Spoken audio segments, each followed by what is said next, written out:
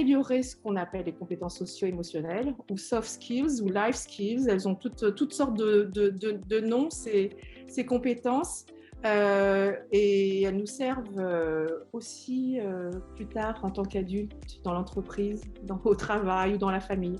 Donc voilà, c'est un travail de fond qu'on essaye de faire avec eux et à leur rythme, avec leurs mots et avec leur sensibilité. Donc en aucun cas on est une surcharge de travail pour nos chers petits. Avec nous, il n'y a pas de notes, par exemple. Et comme tu le disais aussi, la chose la plus importante, c'est d'ouvrir le dialogue avec eux. Et en fait, ils se posent toujours la question, à quoi est-ce que Onctam et donc moi-même, on va bien pouvoir leur servir? Il faut qu'ils voient un intérêt à venir nous rejoindre pendant nos séances.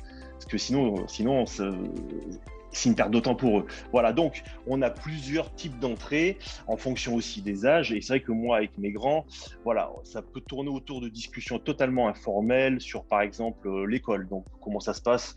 Explique-moi comment ça se passe à l'école américaine. Est-ce que tu es en Zoom? Est-ce que tu es en hybride? Est-ce que tu en as pas marre de faire autant de Zoom que ça? Comment ça se passe? Est-ce que tu arrives à voir tes amis? Est-ce que tu arrives à faire un peu de sport? Le Covid, comment ça se gère? Est-ce que beaucoup sont expatriés français, beaucoup ne sont pas rentrés depuis 1 an et demi, donc on peut vraiment intégrer de belles discussions à partir de ça, parce que c'est vraiment des sujets qui les touchent profondément.